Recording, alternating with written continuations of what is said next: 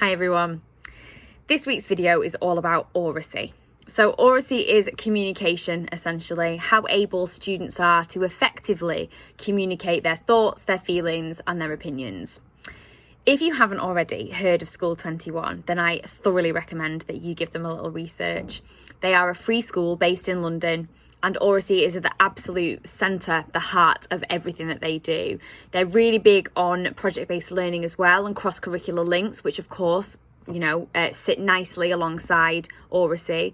And some of the stuff that the students produce there is just phenomenal. So I absolutely recommend that you have a look into them as an inspiring starting point if Oracy is new to you. Teaching Oracy explicitly, I believe, is really important, and it's important for us to find a place for that to sit within our curriculum. For us here at my school, we do that through the English curriculum. Remember, I'm secondary. When we teach Oracy explicitly, we think about the skills that they need to effectively get across their ideas to an audience. We think about 4 strands. So we've got the physical strand, so how students are presenting that physically, whether that's facial expressions, gestures, etc. How they are emotionally connecting with their audience, so eye contact, things like that.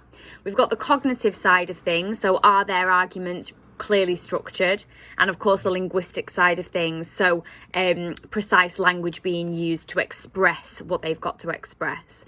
And by thinking about and explicitly teaching those 4 elements of Oracy, we found that students are much more confident with their delivery than if we were just kind of adding it on to a lesson, if that makes sense. An easy win, if Oracy is new to you, is talk trios, and they are exactly what they sound like they are. They are students talking in trios.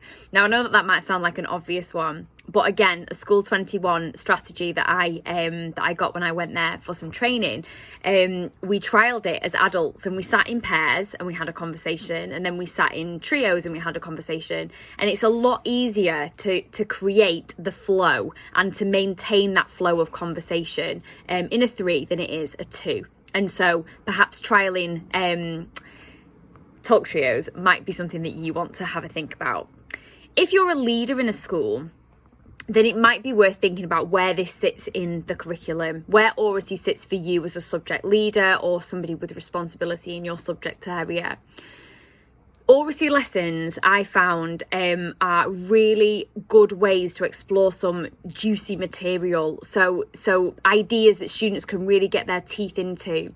What we've done at our school is we've linked our Oracy lessons with the Respect curriculum that also runs alongside the English curriculum. So, for example, one of the projects that we've done is performance poetry. They had a respect lesson on discrimination and rights, and then they went on to plan, prepare, rehearse and deliver their performance poem on discrimination and rights. And so by linking the 2, we're able to explore so much amazing subject material, share lots of ideas, again, to encourage students to form their own opinions and actually have the skills and the tools and what it takes to express those effectively. If you've got any questions about Oracy or any of the other projects that we've done at my school, then please do drop me a message and I'm more than happy to share.